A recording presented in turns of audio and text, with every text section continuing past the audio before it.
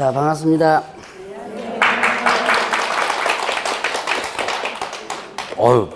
박수 소리는 꽤, 크게 나네요. 근데, 좀 빠졌다요. 그죠? 이제, 제가 아마 1월 달에 그런 얘기를 했을 거예요, 아마. 이제, 요때, 2월 말쯤 되면 고민을 많이 한다라는 얘기를 했을 거예요. 고민 많이 하나요? 네. 아이고. 이제, 제가 1월 아마 첫 번째 수에 아마 오리엔테이션 겸 이렇게 하면서 제가 그런 얘기를 했을 거예요. 2달을 어느 정도 공부를 하다 보면 여러분들 이제 고민이, 이제 많이 이제 생깁니다. 어떤 고민이냐. 이걸 계속 해야 되나 말아야 되나 뭐 이런 거 있죠. 네. 누구든지, 여러분들 뿐만 아니라 누구든지 다 그런 고민을 가지고 있어요. 여기 공부하시는 분들, 여기 이 학원 뿐만 아니라 다른 학원들도 다 마찬가지예요. 이게 그 과정을 이겨나가야지만 되는데 그 과정을 이기지 못하고 중도에 탈락하시는 분들이 생각보다 많아요. 여러분들 나름대로의 생각을 가지고 나는 안 된다라고 생각을 하면 여러분들 어떻게 돼요? 스스로 자꾸 판단하거든요. 근데 아마 1월달 첫 번째 주에 제가 무슨 얘기를 했냐면 그렇게 고민을 할 때 어떻게 알았어요? 상담을 해보라 그랬죠? 원장님이나 우리 선생님이나 해서 상담을 해서 일단은 얘기를 하다 보면 뭔가가 해결이 나요. 상담을 하다 보면.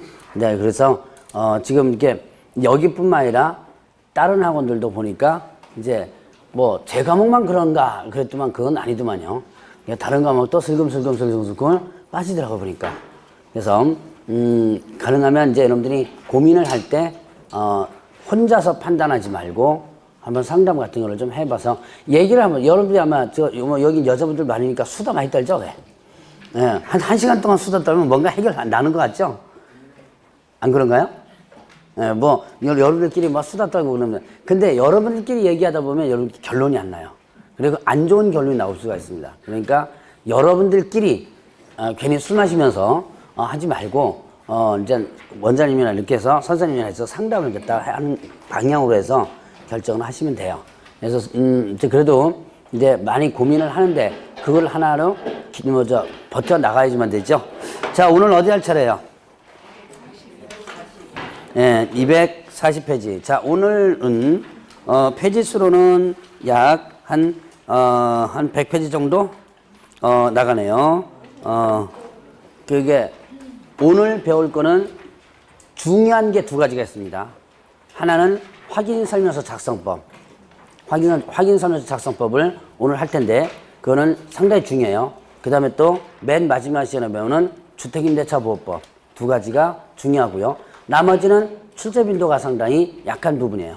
근데 출제빈도가 약하다고 해서 휙휙 건너뛰고 나면 어쩌다 한 번씩 출제될 수도 있는데 여러분 이제 빈도수가 약한데 그걸 갖다 건너뛰다 보면 나중에 나오면 여러분들 또 손해가 나요. 그래서 그런 것들은 이제 간단하게 수업을 들으면서 수업 시간만 여러분들이 하면 충분히 다 따라갈 수 있는 그런 내용들입니다. 자, 일단 보죠. 240페이지 보겠습니다. 거기 보니까 뭐가 나오냐면 중개실무. 자, 중개실무란 뭐라 그랬어요? 자, 중개실무는 일단 언제부터 시작한다 그랬죠? 자, 잠깐만, 이거 봅시다. 자, 중개실무는 시작점이 중개계약이 체결되면, 자, 중개계약이 체결되면, 자, 중개계약은 누구와 누구의 계약이에요? 중개계약은 누구와 누구 사이의 계약이다? 다시 한번. 매수자와 매도자? 자, 의뢰인과 개업공개사. 자, 계약은 청약과 승낙에 의해서 성립한다고 그랬고, 이거 좀 계약에 관련된 부분을 한번 배웠죠? 그래서, 자, 일단, 의뢰인이 이거 팔아줘. 개업공개사 오죠? 이게 청약이고, 알았다라고 접수함으로써 뭐가 된다? 승낙이 된다 그랬죠? 바로 이게 중개계약이죠. 그래서 이 중개계약이 체결되면 중개실무는 출발한다. 그래서 이거는 출발점이다라고 합니다. 자, 그러면 이제 이때부터 시작해가지고, 먼저까지 중개가 완성될 때까지. 자, 중개 완성은 어떤 시점이었어요? 중개 완성이란? 계약 체결, 거래 성립이죠? 자, 계약 체결, 거래 성립. 자, 요까지 요 중개가 완성되면 중개 실무는 종료된다라고 합니다.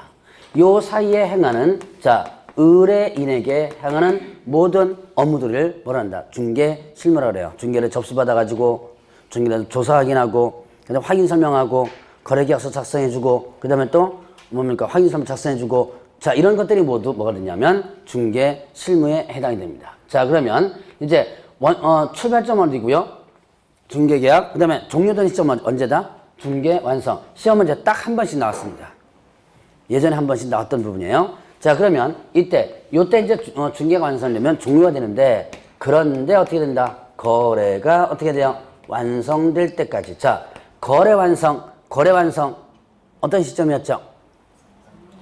네, 잔금 지불. 자, 거래가 끝난 거죠? 거래가 끝난 거. 잔금 지불 시점. 자, 거래가 완성될 때까지 요 사이에도 일부 실무는 남아 있습니다. 그러니까 여러분들이 자, 제가 한번 언젠가 얘기했을 거예요. 자, 여러분 이제 중도금 지불할 때, 잔금 지불할 때, 뭐 부동산 사무실에 오라 그랬죠? 와가지고, 자, 일단 서류 다 준비하고, 그 다음에 입금되는지 확인하고, 그 다음에 또 어디 불러요? 법무사 부르죠? 자, 이런 것들은 중개 실무, 즉, 자, 개업공개사 의무에 해당된다 그랬어요? 안 된다 그랬어요?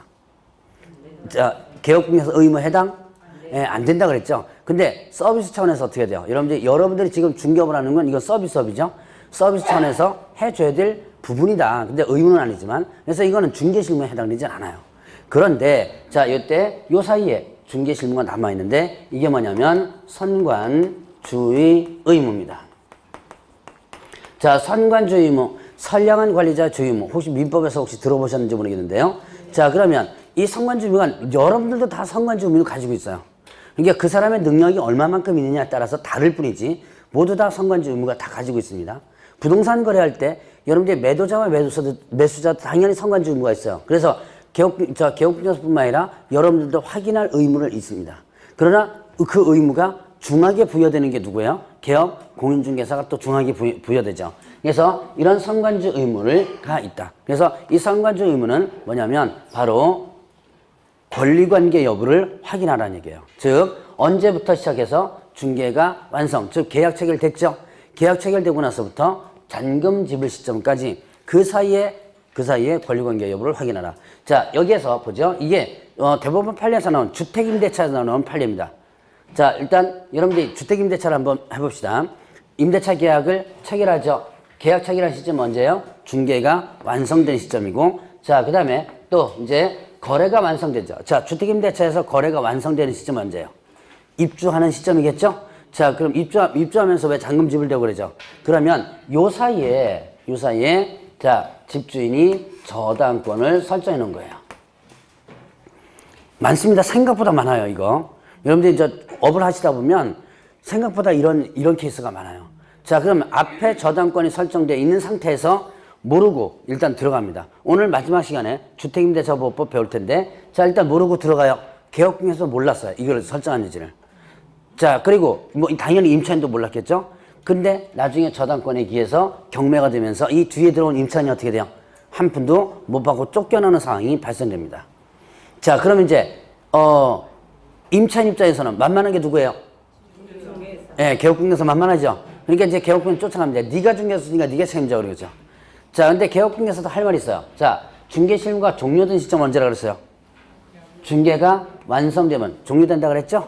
그러니까 어떻게 돼요? 나는 여기까지는 어떻게 한다? 내가 할 일을 다 했으니까 나는 책임이 없다라고 주장을 하죠. 근데 나중에 소송 들어가서 판례는 어떻게 나온다? 판사는 어떻게 받느냐? 개업공개에서는 적어도 거래가 완성될 때까지 권리관계 여부를 확인해 줄 의무가 있다. 이게 바로 이제 선관주의 의무인 거예요. 근데 여러분들이 나중에 이제 개업공개 되면 등기부를 반드시 3번 이상 확인해 줘야 돼요. 일단 언제 확인하죠? 일단 물건 들어오면, 일단 물건 들어오자마자 일단 권리관 등기부를 확인해 가지고 권리관계 여부를 체크해 놔야 돼요. 자, 그 다음에 두 번째 확인은 예, 계약서 작성 전, 계약 체결 전이죠. 바로 전에 일단 확인해 줘야 돼요. 제가 아는 개업공개사 한 명이 과천에서 지금 문 닫았습니다. 그냥 사고 좀 한 2개 쳐가지고 문 닫았는데 이 양반이 실수한 게 있어요. 일주일 전에 물건이 들어왔거든요. 물건이 들어와가지고 그때 이제 등기부를 확인해 본 거예요. 근데 일주일 되고 나서 거래가 일주일 만에 계약이 체결된 거예요. 빨리 체결된 거죠. 물건이 들어와가지고 일주일 만에 체결돼서 빨리 된 겁니다. 근데 이 사람이 실수한 게 뭐냐면 등기부를 확인하지 못했어요. 언제 확인했어요? 물건 들어오기 전에. 물건 들어왔을 때. 그때 등기부를 확인해 봤죠? 그거를 그대로 믿고 그냥 일주일 뒤에 계약서를 써는 거예요. 그런데 그 사이에 뭐가 들어왔냐면 경매 등기가 들어와 버렸습니다. 그래서 그거 나중에 중도금까지 지불된 상태에서 알게 돼가지고 뭐 사무실 뭐 다 뒤집어지고 그랬었어요. 그러니까 반드시 계약서 쓰기 전에 아무리 이틀 전에 3일 전에 한 거라도 다시 한번 꼭 확인해 줘야지만 됩니다. 자, 그 다음에 또 이제 다시 또 언제 확인한다? 기본적으로 거래가 완성되는 시점, 즉 잔금집 시점에 확인하는. 그래서 최소한 3번입니다. 그러니까 예를 들어서 잔금집을 시점까지는 몇 번을 확인해도 돼요. 이게 최소한 3번 정도는 확인을 하라. 자, 저게 이제 중개실무의 기본적 내용이에요. 자, 그러면 이제 중개실무의 개념을 봤으니까 뒤로 넘어가셔가지고 245페이지를 보죠. 245페이지 보면 이제 중개계약 개념이 나옵니다. 자, 중개계약, 요것도 뭐 시험지 한 3번, 4번 정도밖에 안 나왔어요. 자, 중개계약은 일단 직접 수집 방법과 간접 수집 방법인데, 직접 수집 방법은 발로 떼대면서 하는 거예요. 그러니까 여기 보니까 뭐냐면 호별병문, 전함 이런 것들. 그래서 여러분들이 이제 그 직접 수집 방법의 또 대표적인 케이스가 뭐냐면 저기 뭡니까 정보지 있죠. 벼룩시장 이런 정보지를 갖다 놓고 거기에 직거래로 이렇게 나온 거 있죠. 그거를 갖다가 전화해가지고 우리한테 좀 의뢰해봐라 뭐 이렇게 해서 하는 것도 하나의 직접 수집 방법이에요. 그래서 왜 정보지 같은 데 보면 이런 문구 혹시 보셨어요? 부동산 전화 사절. 이런 거 혹시 문구 보셨어요? 직거래 장터 같은 데 많이 있어요. 밑에다가 하나 써놓죠. 부동산에서 제발 좀 전하지 말라고. 그런 게 있습니다. 그것도 이제 직접 수집 방법에 해당되고요. 그 다음에 공지공가 조사. 공지공가. 자, 빈 집이라든가 빈 땅들, 노는 땅들 조사해가지고 내가 팔아주겠다 이런 것들이 직접 수집 방법이고, 자, 그 다음에 또, 자, 246페이지 보면 간접 수집 방법이 있는데, 간접 수집 방법은 제3자가 개입되어가지고 제3자의 속에 의해서 하는 겁니다. 그러니까 여러분들이 이제 뭡니까? 저기 이제 사교활동, 이제 중개업을 하다 보면 뭐 변호사도 알게 될 것이고, 세무사도 알게 될 것이고, 여러 사람 알게 되죠? 그 사람을 통해서 소개받는 것이 바로 간접 수집 방법이다 볼 수 있습니다. 자, 일단 그 개념 한번 짚고 넘어가시고요. 자, 247페이지 보니까 중개, 의뢰 접수하는 부분 있죠. 자, 중개계약은 아까 제가 설명드렸고요. 그러면 중개계의 성격을 보죠. 성격은 일단 낙성계약이다. 자, 낙성계약 의사의 합치만으로서도 계약의 효력이 성립되는 것이 낙성계약이죠.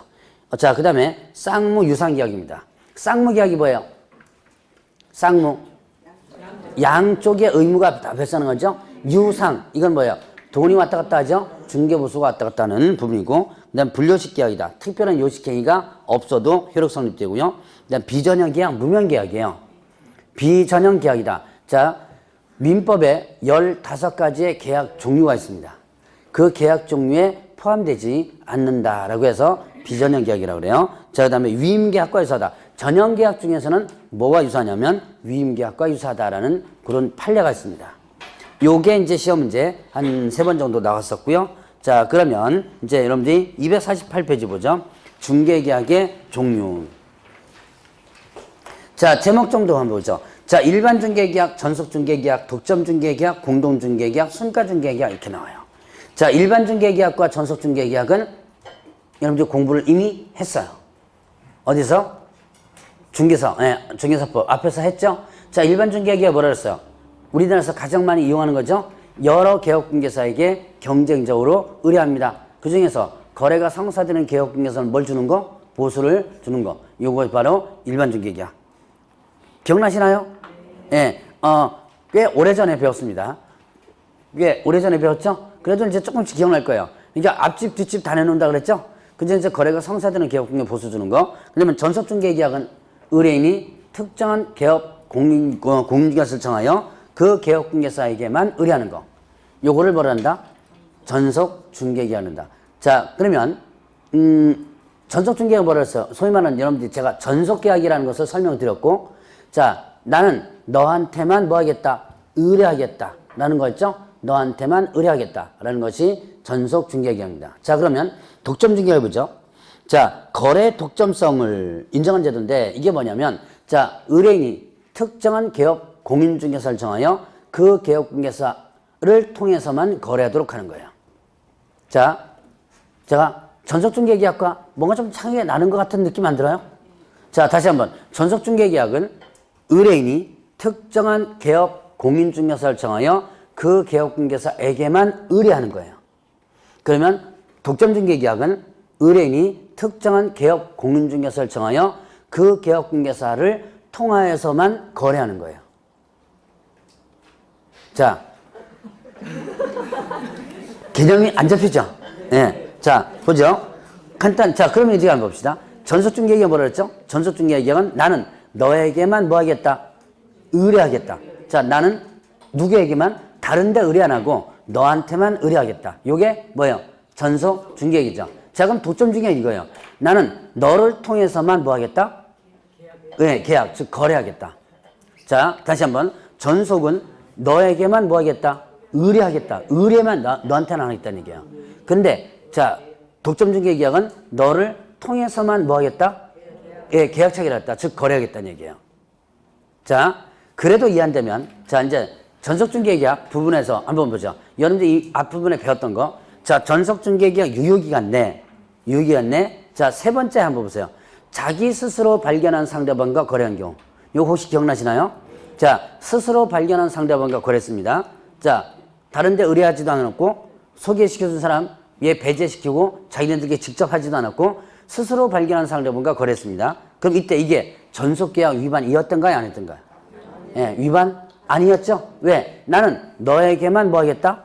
의뢰하겠다라고 약속했어요. 그런데 의뢰만 너한테 하겠다. 거래는 상관없죠.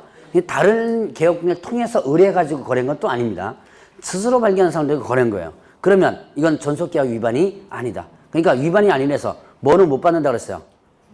예, 중개보수, 위약금 못 받는다 그랬죠? 다만 이제 그 들어간 비용 일부를 받을 수 있다 그랬죠? 그런데 자, 보죠.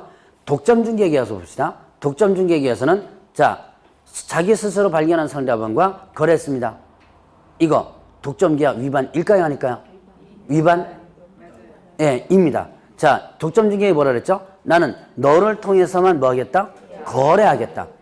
너를 통해서만 계약 체결했다. 이거죠. 근데 스스로 발견한 상대방에게 계약 체결했다면 너를 통해서만 계약 체결하겠다고 했던 약속이 깨진 거죠. 네, 그래서 독점계약 위반이 되는 거죠. 자, 그럼 전속과 독점의 차이점 이해하시겠어요? 네, 그 정도만 이해하시고 넘어가시면 됩니다. 자, 그러면 이제 공동중개계약은 여러 개업중개사가 같이 중개를 해주는 거. 이거를 여러분들 실무 하시는 분들 이거 뭐라 그래요? 자, 여기 A는 갑에게, 그 다음에 B는 을에게 이렇게 해가지고 이렇게 하는 거죠. 이걸 뭐라 그래요? 단타라 그러죠. 단타라 그러고. 예. 그 다음에 양쪽으로 이렇게 먹는 걸 뭐라 그래요? 양타라. 아, 실무하시는 분들 계시구나.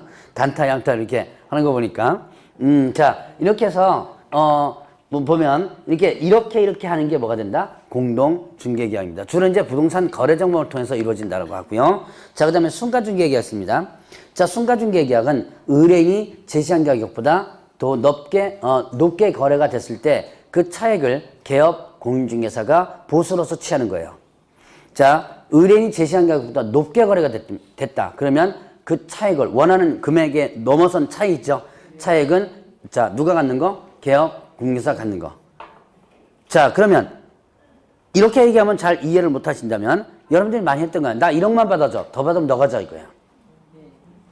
예를 들면 금매물이라든가 급하게 팔아들까든가 아니면 잘 안 팔리라든가 이런 거 같은 경우는 이런 경우가 종종 있죠. 자, 그래서 이런 것들이 뭐가 된다? 순가중개계약이다. 자, 그러면 보죠. 순가중개계약은 문제가 생길 수 있습니다. 어떤 문제가 있어요? 자, 나 1억만 받아줘. 더 받으면 너 가져. 그럼 더 받는 부분이 다 뭐예요? 내 거죠. 그러면 결국 더 받는 부분이 뭐를 초과한다면? 네, 중개보수를 초과한다면 어떻게 된다? 예, 중개사법 위반, 초과수수 위반이 되죠. 근데 지금 보세요. 더 받으면 너 가져까지. 그러면 알았다라고 해서 계약 체결한 거죠. 자, 그럼 이거는 중개사법 위반일까요? 아닐까요? 예, 이건 위반 아니죠. 그러니까 순가중개계약 자체는 위반이 아니에요. 왜냐? 더 받으면 너 가져. 까지가 계약이죠. 그럼 알았다로 접수함으로써 당연히 어떻게 된다? 그까지가 계약이죠. 그러니까 순가중개계약 자체는 위반이 아니다. 다만 순가중개계약을 체결하게 되면 더 받는 부분이 뭐를 초과한다면 보수를 초과한다면 그때 이제 위반이 되는 거죠. 그러니까 순가중개계약은 중개사법에 위반된다가 아니고 뭐예요? 위반될 수 있다. 네, 이렇게는 표현을 해줘야지만 됩니다. 자, 그러면 이제 여기까지 해서 중개계약 종류, 특히 순가중개계약 부분이 예전에 시험 문제 가끔 나왔던 부분이에요. 가끔입니다. 자주 나온 건 아니고요. 이제 요 정도 개념 정도만 일단 짚고 넘어가시면 됩니다. 자, 250페이지를 보세요. 거기 보면 이제 그나마 이 파트에서 그 시험 문제 자주 나왔던 부분이 중개업 경영과 관련해서 셀링 포인트예요. 기출 문제를 보면 일자가 나오는 거, 뭐 10몇 회, 뭐 12회, 13회, 14회 뭐 이럴 때는 거의 매년 출제되거나 아니면 한 해 걸로 뭐 출제되거나 출제 빈도가 높았어요. 근데 출제 빈도를 보면 2자가 나올 때는 출제가 안 됐었어요. 20몇 회 뭐 이럴 때는 출제가 이제 안 됐던 부분입니다. 그러나 그래도 어떻게 알고는 넘어가야 돼요. 출제가 꽤 됐던 문제이기 때문에. 자, 일단 보죠. 셀링 포인트는 자, 셀링 포인트가 있습니다. 자, 이거는 뭐다? 이거는 자, 판매 소구점이라고 일본식으로 표현하면 판매 소구점이라고 그래요. 자, 그럼 이건 뭐냐면 권리 취득. 자, 권리 취득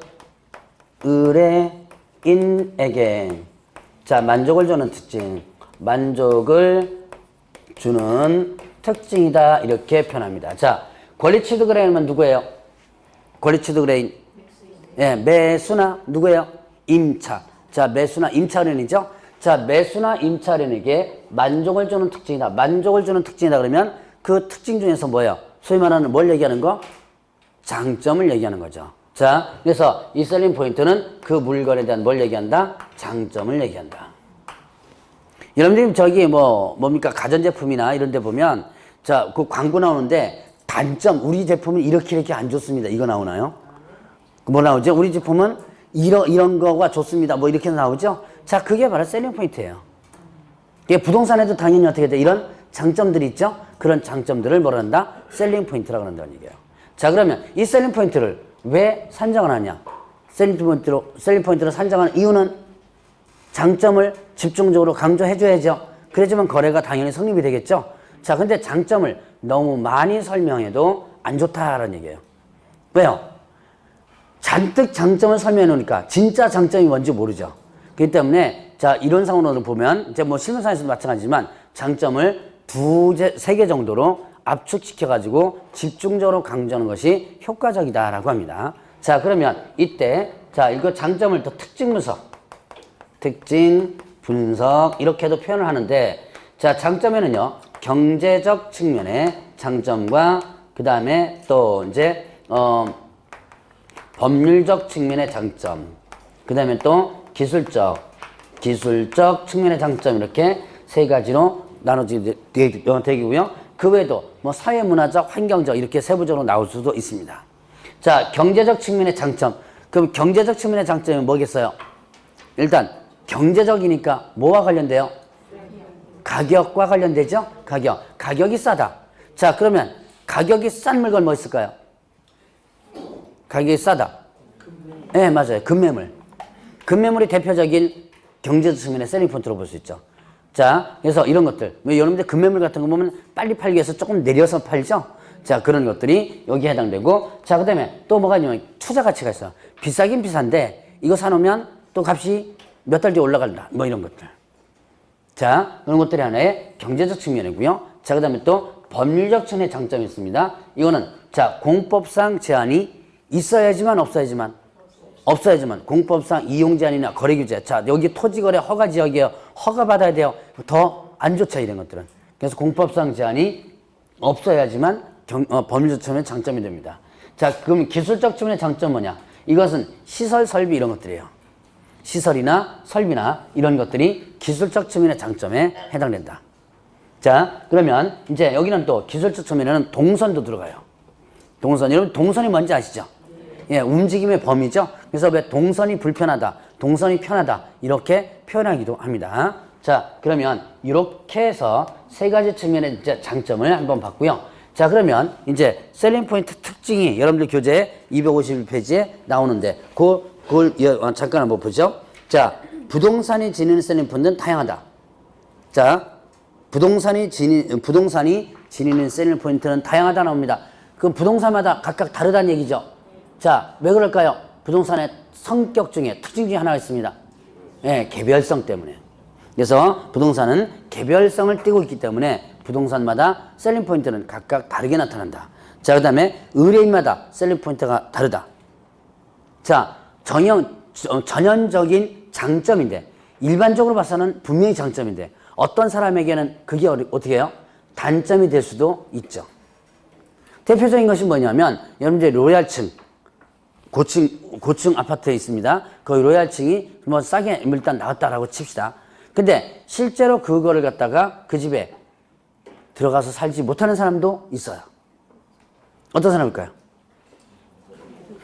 근데 고소공포증 있는 사람도 그쪽 높은 층에 살긴 살더라고 보니까 이게 창문 쪽으로 가지만 않으면 돼요. 예, 근데 주로 이제 뭐냐면 폐쇄공포증 있는 사람도 있어요. 폐쇄공포증이 뭔지 아시죠? 특히 엘리베이터 사고를 한 번이라도 당한 사람들은 절대로 엘리베이터 안 탄다 그러더라고요. 그 트라우마 때문에. 그래서 엘리베이터, 가끔 여러분 뉴스 나오죠? 왜 그 엘리베이터 뭐 갇혀가지고 뭐 1시간 동안 있었다 뭐 이런 거. 그런 사람들은 자기 집이 10몇 층인데도 걸어서 올라가요. 그래서 그렇게 올라가기 때문에 나중에 보면 결국은 어떻게 되냐면 이사를 하게 됩니다. 자, 그런 사람들한테 고층 아파트 해봤자 소용없겠죠. 그러니까 이것이 의뢰인마다 다르다. 자, 그러면 또 이제 셀링 포인트는 인공적인과 자연적인 걸 모두 포함한다 그래요. 그래서 법률적 측면에 대한 기술적 이런 것들은 인공적이고요. 자연적인 것, 뭐 환경이라든가 이런 자연적이겠죠. 그 다음에 또 이제 기술적 측면의 셀링 포인트는 시간이 지나면서 소멸한다. 시간이 지나면서 소멸한다. 왜요? 시설 설비 등이 어떻게 돼요? 노후화되죠? 그래서 시간이 지나면서 소멸하는 경향이 있고, 그 다음에 셀링 포인트는 현장 안내 시 활용한다. 현장 안내라든가, 그 다음에 확인 설명 시에 활용한다라고 되어 있습니다. 자, 그래서 그런 특징을 가지고 있다. 그 정도만 셀링 포인트의 개념만 여러분들 알고 있으면 충분히 문제 풀 수 있는데, 한동안 문제 안 나왔으니까 요 정도 공부를 하고 넘어가시면 돼요. 자, 그 다음에 253페이지 보세요. 거기 보니까 중개 심리라고 나오죠. 이거 혹시 학개론에서 배우셨어요? 아이다 원리. 아직 안 배웠나요? 자, 보죠. 개론에도 일단 나와요, 이게. 자, A, 그 다음에 I, D, A. 이렇게, 네 가지가 있습니다. 자, 이것은 마케팅 이론에서 나온 건데요. 마케팅에서 나온 건데, 자, 개업 공인중개사가 물건을 접수한 시점부터 시작해가지고, 접수한 시점부터 언제까지 최종적으로 거래가 성립, 계약이 체결되는 시점까지를 4단계로 나눠져 가지고 나온 거예요. 그래서 이걸 뭐라 그래요? 여러분들 중개심리 이렇게도 표현하죠? 판매 과정이라고 볼 수 있습니다. 자, 그러면 이제 맨 앞에 A는 attention이라고 합니다. 이거는 주목 단계예요. 자, 그럼 여러분들이 한번 보죠. 개업 공인중개사가 물건을 접수하죠. 접수를 하면 자, 내가 접수된 이 물건이 내 사무실에 있다는 걸 알려야죠. 알려면 뭐 해줘야 돼요? 나는 이런 물건 가지고 있다는 거 일반인한테 알려야지만 뭐 오든지 뭐 이렇게 하겠죠? 자, 알리는 방법은? 예, 광고하는 방법이죠. 그럼 어떻게 광고해요? 어떻게 광고하죠? 예, 거래정보망에 올리기도 하고요. 예, 그 다음에 또, 자, 사무실에, 예, 유리창에다가 이렇게 붙여놓죠? 예, 이게 뭐냐면, 이게 또 광고입니다. 점두 광고라 그래요. 점포 앞대가리에 광고한다. 그래서 뭐래요? 예, 이걸로 뭐라 하냐면 점두 광고라 그럽니다. 자, 그래서 여러분들이 부동산 사무실에 가면 앞에 유리창이 이렇게 많이 붙어 있죠? 예, 이제 이런 식으로. 아니면 뭐 정보지 같은 데도 광고를 하기도 합니다. 개업공개사가 정보지에 광고하는 것도 많이 있죠. 자, 그래서 이렇게 광고를 한다. 이게 주목 단계는 뭐냐면 광고를 하는 단계다라고 볼 수 있어요. 자, 그러면 이제 이렇게 광고를 일단 합니다. 요까지가 이제 A 단계예요. 어텐션. 그러면 이 광고를 보고 의뢰인이 어떻게 해요? 찾아오겠죠. 찾아와서 문 열고 들어오는 순간부터가 I입니다. 자, 이거는 I는 뭐냐? 일단은 흥미 단계입니다. 흥미 단계. 자, 흥미 단계는 자, 이거는 뭐냐면 자, 광고를 보고 의뢰인이 쫓아왔어요. 찾아왔으니까 의뢰인 입장에서는 어떻게 돼요? 질문을 하겠죠. 이 물건 어떠느냐? 질문을 하겠죠. 질문을 하고 개업 중에서는 어떻게 되겠어요? 그 설명하고 설득하겠죠. 자, 설명만 합니다. 설명만 하는 게 아니죠. 벌어먹고 살려면 어떻게 돼요? 설득도 해가지고 거래가 성사시키도 해야죠. 그래서 설득을 합니다.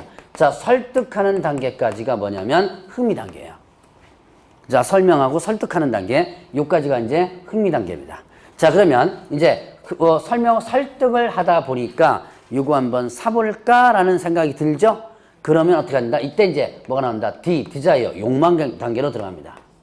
자, 욕망, 욕구 이렇게 표현하는데요. 이건 뭐냐면 구매 욕구가 어떻게 된다? 발생되는 단계입니다. 구매 욕구가 발생된다. 그래서 여러분들이 혹시나 여러분들 여자분들 특히 남자분들도 똑같지만요. 거절하지 못하시는 분들 있죠. 쉽게 이렇게 부탁하면 막 잘 들어주는 분들이 있습니다. 그런 분들은 절대로 혼자서 부동산 가지 마세요. 꼭 옆에 친구나 누구랑 꼭 같이 가셔야 돼요. 이렇게 설득을 하다 보면요, 꼭 걸려 넘어집니다. 넘어져가지고 당장 이거 안 하면 내일 당장 지금 이게 마음에 좀 들거든요. 설득당하니까 마음에 좀 들죠. 근데 요거 내리면 다른 데서 다 갖고 갈 것 같거든요. 그러니까 거기서 뭐라 그래요? 가계약금 걸으라 그러죠. 가계약 하라는 거 여러분들 들어보셨죠? 그래서 한 300만 원씩 집어넣습니다. 이거 계약이에요? 계약 아니에요? 계약이죠? 네, 이거 계약입니다. 나중에 집에 가서 보니까 어떻게 돼요? 아닌 것 같은데. 자, 그럼 깹시다. 이거 돌려주세요. 줘요, 안 줘요? 안 주죠. 바로 어제 학원의 수강생 중에서 지금 그 300만 원짜리가 있었습니다. 그러니까 여러분들이 가서 설득 당해요. 이게 여러분들이 이제 또 설득하도록 해주는 게 여러분들 능력이죠. 여러분들 능력이 뭐예요? 설득이잖아요, 이거. 그러니까 여러분들 설득 당해가지고 선뜻 돈 300만 원 덜커덕 집어넣으면 안 된다는 얘기예요. 그러려면 이렇게 여러분들이 거절하지 못하는 스타일이라면 같이 가는 게 좋아요. 같이 가면 옆에서 뜯어 말리는 경우가 종종 있거든요. 어쨌든 자, 이때 구매 욕구가 발생되면 어떻게 한다? 이때 잽싸게 계약 체결을 시도를 합니다. 시도를 일단 하면 자, 계약 체결이 되지요. 이게 뭐가 된다? 행동 단계입니다. 자, 행동 단계는 최종적으로 어떻게 돼요? 계약이 체결되는 단계예요. 자, 이렇게 해서 4가지 단계로서 나타난다. 이것도 이게 출제 빈도는 높진 않아요. 중개 실무에서 한 2번 정도 나왔고요. 개론에서도 한 2번 정도 나왔었습니다. 근데 이제 많이 높진 않으니까 이런 것들은 그냥 나중에 한 5월달 되면 휙가닥 넘어가는 내용들입니다. 이제 기초니까 제가 한번 훑어보는 거고요. 자, 그러면 이제 255페이지를 보시죠. 자, 여기서부터가 이제 실질적으로 이제 문제가 많이 나오는 부분 중에 하나예요. 자, 보죠. 자, 중개대상물 조사 확인이 있습니다. 자, 이제 중개대상물에 대한 조사 확인이 있는데, 중개대상물 조사 확인은 일단 왜 하는 거예요? 중개대상물에 대해서 조사하고 확인한다. 하는 이유가 뭐죠? 네, 하자를 확인해줘야죠. 그래서 뭐 하는 거예요? 자, 중개사법의 의무를 갖다 이행해줘야지만 됩니다. 뭐죠? 확인, 설명. 하고, 그 다음에 또 확인, 설명서를 어떻게 돼요? 작성을 해줘야지만 되죠. 그래서 중개대상물에 대한 조사 확인을 하는 거예요.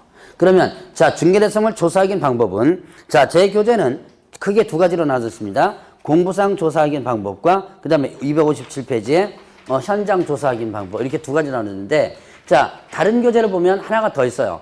뭐냐면 제 교재는 이건 안 넣어놨지만 의뢰인을 통한 확인이 있어요. 자, 제 교재는 안 나와 있는 그것도 잠깐 보죠. 자, 중개대상물에 대해서 조사 확인해서 의뢰인을 통한 확인이 있습니다. 자, 여기는 이미 여러분들 배웠던 거예요. 자, 자료를 요구할 수 있죠. 누구에게? 네, 의뢰인 중에서 누구? 매도, 임, 대. 물건 가지고 있는 사람이죠. 매도, 임대 등 권리. 이 사람들은 권리를 어떻게 하는 사람이죠? 네, 넘겨줄 사람이죠. 그래서 뭐라 그래요? 권리 이전 의뢰인이라고 그러죠. 자, 매도, 임대 등 권리 이전 의뢰인에게 자료를 요구할 수 있다 그랬죠. 자, 그러면 자료 요구해서 받았습니다. 이게 이제 조사 확인하는 방법 중에 하나예요. 그런데 이거, 자, 믿으면 돼요, 안 돼요? 절대로 안 됩니다. 의뢰인 거 믿으면 절대로 안 돼요. 왜냐? 자, 매도나 임대 입장에서는 어떻게 돼요? 가능하면 안 좋은 것은 안 알려주려고 그러죠. 아주 중대한 것 빼놓고 나면, 자, 예를 들어서 간단하게 하면, 자, 도배가 있습니다. 도배가 있는데, 임대인 입장에서는 보니까 깨끗해요. 임차인 입장에서는 어떻게 돼요? 예, 지저분하죠. 보는 눈에 따라 다르죠. 그렇기 때문에 의뢰인 믿으면 절대로 안 됩니다. 다시 한번 꼭 확인해 줘야 돼요. 그래서 의뢰인 통한 확인은 일단은 참고적으로 하고, 실질적으로 여러분들이 뭐하라. 이제 조사 확인 방법은, 일단은 공부상 확인과 그 다음에 또 뭘로 나눈다? 현장 확인, 이렇게 둘로 나눠집니다. 공부상 확인과 현장 확인. 자, 그러면 이때 공부상, 자, 물건이 들어오면 일단 먼저 공부상 싹 확인해서 정리해 줘야 돼요. 여러분들이 가끔 보면 물건이 들어오고 나서요, 조사를 안 하고 매물만 접수해놨다가 꼭 그건 이제 거래가 성립될 때쯤 막 부랴부랴 조사하는 그런 개업공개도 있더라고 보니까 그거 절대 안 돼요. 일단 물건이 들어왔다면 이게 내가 거래를 성사시킬지 아닐지 모르죠. 내한테만 물건 들어오는 게 아니라 다른 데도 물건이 돌려지죠. 내가 성사될지 안 될지 모르겠지만 미리 조사를 딱 해서 정리를 해놓는 게 좋아요. 그랬다가 자, 아까 얘기했던 것처럼 어떻게 해요? 계약 체결할 때 다시 한번 확인하고. 자, 그래서 일단 공부상 확인이 들어갑니다. 자, 일단 토지대장, 그 다음에 또 임야대장, 그 다음에 또 뭐가 있다? 건축물 대장 있었죠? 자, 이 대장을 통해서 뭐를 확인하죠? 대장을 통해서 자, 일단은 사실관계를 확인합니다. 사실관계를 확인한다. 사실관계 뭐예요? 소재지, 면적, 지목, 건축물의 용도, 구조 이런 것들이죠. 이런 것들을 확인해야 돼요. 이걸 기본적 사항이라고 그래요. 기본적 사항이라는데 이런 것들을 확인한다. 자, 대장을 통해서. 자, 그러면 또 이제 등기사항 증명서 있죠? 등기사항 증명서가 있습니다. 자, 등기사항 증명서를 통해서 등기부를 통해서 뭘 확인하죠? 자, 여기 뭐가 있어요? 권리관계가 있죠? 그래서 등기부를 통해서 권리관계를 일단 확인합니다. 자, 공시법 배우셨으니까 공시법이 토요일인가요? 네. 네. 자, 등기부 구조가 어떻게 되죠? 등기부의 구조가 표제부, 갑구, 을구. 표제부에는 뭐가 기재되죠? 부동산 표시사항이죠. 표시사항이니까 소재지, 면적, 지목 이런 것들이죠. 자, 그러면 이게 소재지나 면적, 지목 이게 표시사항, 즉 사실관계예요. 이게 어디도 있어요? 대장에도 있죠. 자, 등기부를 보고 대장과 등기부를 비교합니다. 표제부를 비교해보니까 대장에 있는 내용과 등기부 표제부의 내용이 달라요. 다를 수도 있겠죠. 그럴 땐 뭐가 우선일까요? 자, 사실관계가 대장과 등기부가 다르다. 그러면 뭐가 우선이 된다? 대장이 우선입니다. 자, 사실관계는 뭐가 우선? 대장이 우선이다. 자, 그럼 이제 소유자사항 나옵니다. 자, 토지대장, 임야대장, 건축물대장에도 소유자가 누구다라는 게 있죠. 자, 등기부에도 소유자 있죠. 소유자는 어디에 나와요? 등기부에. 예, 갑구란에 나오죠. 자, 그러면 소유자 사항이 대장과 등기부가 다릅니다. 그러면 뭐가 우선일까요? 예, 이거는 등기부가 우선입니다. 소유자 사항은 뭐예요? 자, 갑구란에 있다는 것은 뭐예요? 갑구란에 있다는 갑구는 뭐가 기재되죠? 소유권에 관한 사항이 기재되죠. 그러니까 이거는 자, 소유자가 만약에 다르다면 이때는 뭐가 우선이 된다? 등기부가 우선. 자, 시험 문제 자주 나오는 거예요, 요거는요. 시험 문제 지금도 자주 나오는 겁니다. 자, 다시 한번 사실관계는 뭐가 우선이고? 대장이 우선이고, 자, 권리관계는 뭐가 우선이 된다? 예, 등기부가 우선이 된다. 그러니까 소재지나 면적, 지목, 면적, 지목이 대장과 등기부가 다르다 그러면 뭐가 우선? 대장이 우선이고, 소유자가 이거와 이게 다르다면 뭐가 우선이 된다? 등기부가 우선이 된다. 자, 그러면 또 이제 지적도, 그 다음에 또 임야도를 통해서, 자, 지적도와 임야도를 통해서 뭘 확인한다? 경계를 확인하죠. 도면 보셨죠? 자, 지적도면을 통해서 경계를 확인한다. 근데 이것도 다시 한번 확인해 보는 것이 좋아요. 현장 확인을 통해서. 자, 그 다음에 또 이제 토지 이용 계획 관해서 토지 이용 계획 확인서를 통해서 자, 토지 이용계획 확인서를 통해서 뭘 확인한다? 공법상 제한사항을 확인합니다. 자, 공법상 제한사항을 확인한다. 공법상 거래규제, 이용제한 이런 것들을 확인하게 됩니다. 자, 이제 요게 공부상 기본적으로 확인하는 부분들이에요. 자, 그러면 이제 또 현장 확인을 하죠. 이렇게 공부를 확인하고 나서 이제 현장에 직접 갑니다. 현장에 직접 가서 현장 확인을 하게 되는데 일단은 공부상 확인한 것을 어떻게 한다? 재확인, 다시 한번 확인합니다. 자, 공부상 확인한 것을 다시 한번 확인해요. 그러면 일단은 뭘 확인하느냐? 일단 지목을 확인합니다. 지목. 공부에서 어디에 있었어? 지목이?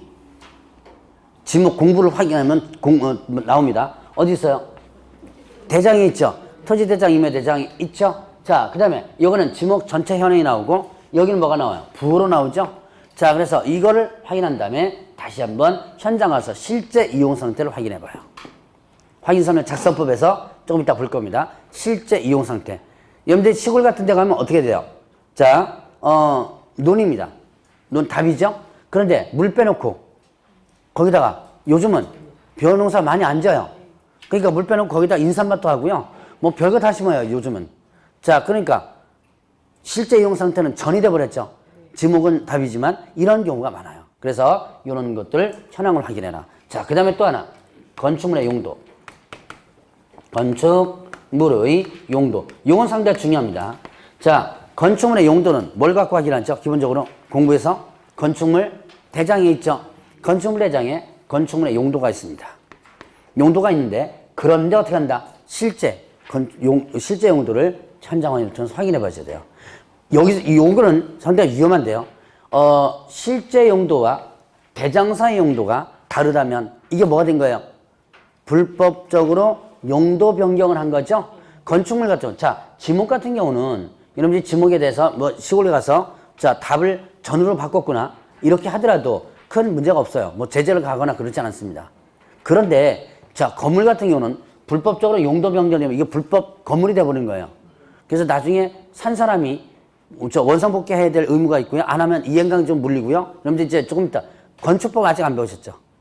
배웠나요? 벌써 배웠나요? 배웠어요?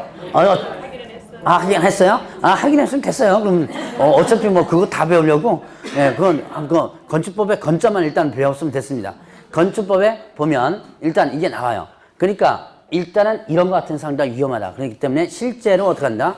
대장과 그 다음에 실제 층별 용도가 있거든요. 대장에 보면 그걸 갖고 가가지고 용도를 확인해 줘야 돼요. 자, 이제 이런 것들을 확인한다. 그리고 이제 여기서 안 쓰겠지만 경계 같은 것도 어떻게 확인해야죠. 당연히. 요즘 제가 토지 중개해준 사람들 가끔 보면 경계를 도면각 확인하고요. 그 다음에 요즘 참 편하게 돼가지고 뭘 확인하냐면 지도 있죠? 왜? 다음 지도, 네버 지도. 거기에 경계까지 이렇게 지적까지 나오거든요. 그거를 확인하는데 그거 상당히 위험해요.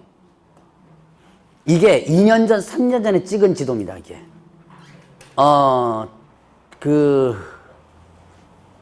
다음 게 지금, 업데이트가 아직 안 됐는데 한 4년 전인가 지도가 아직도 올라오고 있어요. 그러니까 지금 현재 현황과 어떻게 돼요? 그 4년 전과 다를 수도 있죠. 그렇기 때문에 꼭 현장 확인을 가서 체크를 해줘야 돼요. 그래서 여러분들이 중개해 줄 때 이 발품 임장 활동하는 게 상당히 중요합니다. 이게 현장 확인이 임장 활동이죠. 자, 그러면 이제 이런 것들을 확인하고 나서 그 다음에 미공시 권리 관계를 확인합니다. 자, 공시되지 않은 권리. 그럼 어디에 안 나와 있는 거예요? 등기부에 나와 있지 않은 권리 관계를 확인한다. 자, 미공시 권리 관계 뭐가 있겠어요? 자, 법정 지상권이라든가 그 다음에 또 유치권이라든가 이런 것들이죠. 자, 그 다음에 분묘기지권이 있고요. 자, 그 다음에 또 뭐냐면 임대차. 자, 임대차 뭐예요? 주택 상가 임대차 이런 거 있죠? 자, 주택임대차보호법, 상가건물 임대차보호법 적용되는 임대차들 확인해 줘야 돼요. 여러분들 교재에 법정상권과 유치권이 제가 판례랑 해서 나와 있는데 요거는 제가 많이 다루진 않을 거예요. 이거는 중개실무에서 아니 요건 한 5문제 정도 나왔고 요거 한 3문제 정도 나왔어요. 그래서 많이 다루진 않을 거고, 자 오늘 다룰 게 뭐냐면 분묘기지권을 좀 집중해서 다룰 겁니다. 민법에서 분묘기지권 배웠나요? 언제 배웠어요? 잠깐 한 것 같아요. 많이 했을 거예요. 여러분들 기억이 안 나서 그렇지. 자, 분묘기지권에서 좀 다뤄드립니다. 작년은 시험 잘 나왔는데 거의 매년 시험 문제, 분묘기지권 문제가 나왔었어요. 중개실무에서. 그러니까 이게는 다른 거는 다 민법을 중심으로 공부하면 되겠지만 분묘기지권 같은 경우는 민법에서 나오지만 여기서도 제가 먼저 나와요. 자, 그래서 이제 조사 확인 방법에 대한 부분을 일단은 간단하게. 자, 이게 총론이에요. 제가 여기 판사했던 것은 바로 256페이지, 7페이지에 나오는 또 8페이지가 나오는 총론입니다. 그러면 258페이지부터 시작해서 강론이 나오는데 이 강론은 이제 나중에 다음 파트 때, 이건 뭐 그렇게 크게 볼 게 많이 없지만 다음 파트 때 한번 보기로 하고, 자 일단은 여러분들이 263페이지 보세요. 자 이제 권리관계 부분 한번 보죠. 권리관계 등기부 갑구란 분석합니다. 자 표제부를 분석해서 대장과 표제부가 다르면 뭐가 우선이라고 그랬어요? 대장이 우선이라고 그랬죠.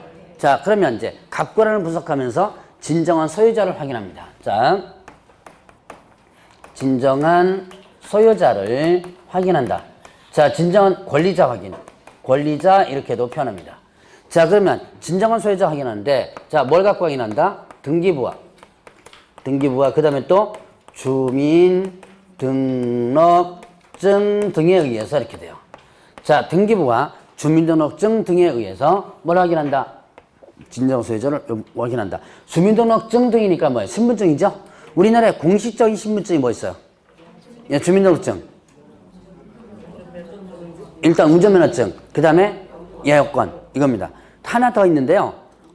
공무원분들이 혹시 공무원증을 제시하면 이것도 공식적인 신분증이에요.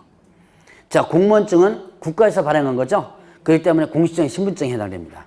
자, 어쨌든 이런 신분증을 통해서 뭘 한다? 일단은 진정한 소유자 여부를 확인하는데, 자, 이것도 가끔 이제 문제 보이는 문장입니다. 그럼 이 등기부와 주민등록증 등을 확인했습니다. 개업공개서 의무를 다했다라고 볼 수 있을까요, 없을까요? 예, 의무를 다했다고 볼 수 없다. 자, 그러면 이제 이렇게 확인했으면 그래도 부족하면 등기필증, 소유 여부도 확인해줘야 돼요. 등기필증 소유 여부도 일단 확인하나. 등기필증 있는지 없는지 확인하고, 자, 그 다음에 이것도 부족하다라고 한다면 국세나 그 다음에 또 지방세 납부 여부, 국세나 지방세 납부 여부를 확인하나. 근데 국세나 지방세 납부 여부를 확인하는데 체납 여부가 아니라 뭘 확인하냐면 누구 명의로 지금 납부가 있는지, 누구 명의로 납부가 있는지, 명의자, 납부 명의자 있죠? 그거를 확인해 보라는 거예요.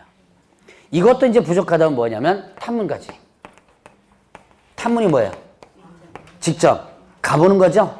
가서. 근데 이제 실제로 중개 일어나면서 탐문까지가 뭐 필요하냐 그러는데 상당히 필요할 때가 많아요, 이거.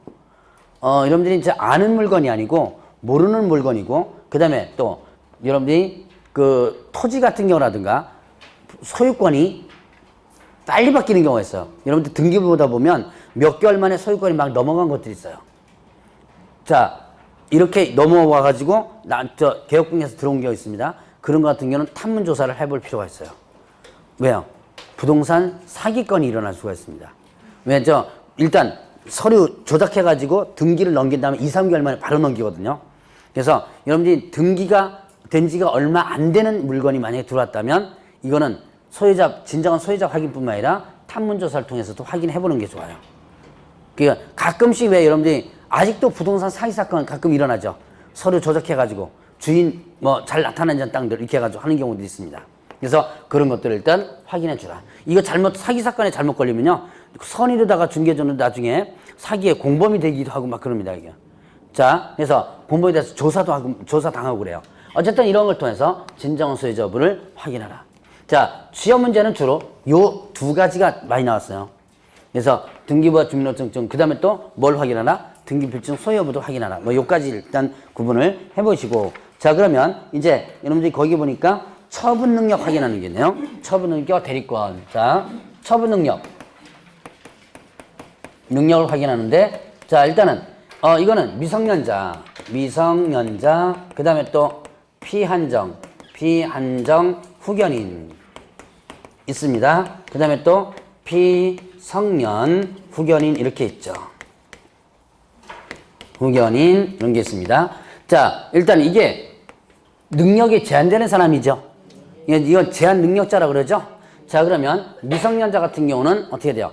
일단은 뭐 단독적으로 법률 행위를 일단 하지 못한다. 뭐 이거는 여러분들이 다 미국에서 배웠을 거고, 미성년자나 피한정 후견인은 법정 대리인이나 후견인의 동의가 있다면 이와 직접 일단 계약을 체결해도 돼요. 다만 동의가 없이만 했다면 언제든지 취소할 수 있죠. 자, 그런데 이제 미성년자 같은 경우는 법정 대리인 누구예요? 부모 둘 다죠. 만약에 부모가 둘 다 살아 계시다면 둘 다 확인해 줘야지만 됩니다. 자, 그 다음에 피성년 후견인 같은 경우는, 자, 후견인의 동의가 있다 하더라도 이와 직접 계약을 체결하면 안 돼요. 자, 이때는 성년 후견인은 동의권을 가지고 있지 않습니다. 그래서 언제든지, 자, 동의를 해줬다 하더라도 이와 직접 피성년 후견인과 만약 직접 계약을 체결하면 그 계약을 언제든지 취소할 수 있어요. 그래서 이런 경우는 성년 후견인과 계약을 체결하라. 이와 직접 계약을 체결하지 말고, 뭐 옛날에 많이 나왔던 부분인데 요즘은 많이 출제가 안 되고 있으니까 이 정도까지만 일단 여러분이 구분하고 넘어가시고요. 자, 대리권 부분 보면, 자, 뭐 법정 대리가 있고 임의 대리가 있죠. 자, 이제 임의 대리 부분에서 부부간의 재산, 이것만 여러분이 보면 돼요. 부부간의 재산. 자, 남편 재산 부인이 팝니다. 자, 부부간에 있어서 매매해요. 이거 위임 여부 확인해야 될까요? 확인하지 않아도 될까요? 네. 자, 위임 여부를 일단은 확인을 하라. 자, 그래서 판례상에 보면, 자, 부인이 남편의 주민등록증과 주민등록 등본을 가지고 있다는 것만으로는 위임한 것이라고 볼 수 없다. 그래서 이런 것들은 어떻게 한다? 뭘 확인해야죠? 이임장과 인감증이 첨부되는지 반드시 확인을 해줘야죠. 자, 그 다음에 부부간의 재산에 있어서 임대차 있습니다. 자, 임대차 이거 위임 여부 확인해야 될까요? 안 해야 될까요? 위임 여부 확인 해야지만 됩니다. 이것도 해야 돼요. 여러분들 이제 남편 명의로 된 거 부인이 주택임대차 잘하죠? 알아서 다 하죠? 개업금액 그래 확인 안 해요. 뭐 그거 뭐 임대차인데, 그런데 이거는 일상가사 대리권 범위를 벗어난 부분이기 때문에 위임 여부를 반드시 확인해라. 시험 문제 또 나왔던 부분입니다. 그러니까 이제 여러분들 일반적으로 위임 여부 확인 안 하는 것은 부부관계가 좋기 때문에 그래요. 근데 부부관계가 이제 깨질 판이에요. 깨질 판이면 어떻게 돼요? 이게 나중에 재산적인 문제가 발생될 수도 있는 거예요. 그렇기 때문에 반드시 일단 위임 여부를 확인하라. 자, 일단 매매뿐만 아니라 임대차도 위임 여부를 반드시 확인을 해줘야지만 된다. 임의 대리 부분은 뭐 요 정도까지만 여러분들이 체크를 하면 됩니다. 자, 그러면 이제 뒤로 넘어가면 소유권의 제한 권리 나오는데요. 자, 이제 가처분 가등기 이건 나중에 한번 간단하게 볼 거고, 268페이지에 중요한 판례가 나오는데요. 요거 한번 잠깐 보고 넘어가죠. 268페이지 보시죠. 거기에 보니까 근저당권 설정 시 확인 의무가 있어요. 시험 문제 벌써 요 문장으로서만 나온 게 한 5번 정도 될 거예요, 아마. 자, 개업공개사는 근전에 설정된 경우에 뭐를 확인하면 된다? 채권, 채무액을 조사 확인해서 설명하면 족하고, 실제 피담보 채무까지 확인할 의무가 없다. 자, 여러분들 근저당 설정하죠? 그러면 보통 보면 얼마나, 뭐 예를 들어서 3억 이렇게 근저당 설정합니다. 그럼 이게 다 채권 금액이 아니죠. 근저당이라는 것은 최고액을 일단 모아놓고 나서 설정해놓고 나서 이 사이에서 지금 현재가 1억이 될 수도 있고 2억이 될 수도 있고 5천만 원이 될 수도 있죠. 이 때문에 자, 근저당인 경우는 3억 이 채권 채무액을 확인해서 설명하면 되고, 요거까지만 하면 족하다 그랬죠. 실제 피담보 채무액 여기에 실제 1억이 있는지 2억이 있는지 여기까지 확인할 의무가 없다 그래요. 그런데 그 밑에 보니까 자, 세 번째 줄 끝에서 보세요. 이에 그치지 않고, 세 번째 줄 중간부터 이에 그치지 않고, 자, 실제 피담보 채무액에 관한 그릇된 정보를 제대로 확인하지 않은 채 그것이 마치 사실인 것처럼 그대로 전달하여 의뢰인이 그 정보를 믿고 거래했는데 이게 손해가 난 거예요. 그러면 일단 손해배상 책임이 있다 없다? 있다. 즉 선량 관리자 주의로 성실하게 중개할 의무에 위반된다. 그럼 당연히 손해배상 책임이 있는 거예요. 이게 무슨 얘기냐면 자 일단은 임대차 같은 경우는 사실은 실제 피담보 채무액이 얼마인지 의미 없죠. 가끔 여러분들이 개업공개사가 이런 얘기를 합니다. 근저당 1억이 있는데요. 아 이거 지금 현재 1,000만 원밖에 없으니까 걱정하지 마세요. 이 걱정해야 되는 거예요. 자 근저당 지금 현재 1억의 근저당이 설정되는데 개업공개사가 지금 현재 1,000만 원밖에 없답니다. 이거 그러니까 1,000만 원밖에 없으니까 걱정하지 않고 들어가도 된다라고 하죠. 근데 언제든지 다 1억을 꽉 만땅을 채울 수가 있죠. 걱정해줘야 될 거예요, 이거. 개업공개사 가끔 그렇게 설명하시는 분 있어요, 실제로. 그런데, 자, 임대차의 경우는 일단은 실제 피담보 채무액이 얼마인지는 의미가 없어요. 그런데 매매인 경우에는 실제 피담보 채무액이 의미가 있죠. 왜요? 실제 피담보 채무액을 가지고 대금을 어떻게 해야 돼요? 권리를 인수하죠. 그래서 대금을 감액하면서 권리를 인수하죠. 이 실제 사례에서 보면 사고가 난 게 있어요. 이제 개업공개사가 실제 피담보 채무액을 이제 확인 안 해도 된다라고 의문을 이제 이렇게 공부해서 알고 있는 거예요.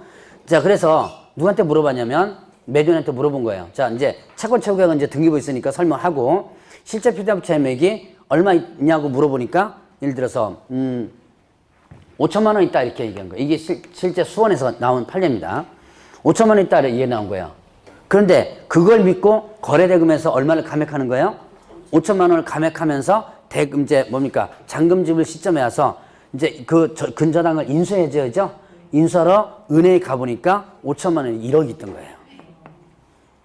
여기서 이제부터 깨지기 시작한 거죠. 그래서 그때 개업공개사가 손해배상을 물었던 그 계약이 깨지면서 뭐 계약금 주니 안 주니 해가면서 또 소송이 있었고 그 계약금 못 받은 것을 다시 누구한테 물었냐면 개업공개 물어버렸습니다. 실제로 이거는 그 지방법원 판례예요. 그러니까 자 이렇게 실제 피담보 채무액을 설명했다면 어떻게 하라? 정확하게 하라. 그럼 어떻게 설명하면 되겠어요?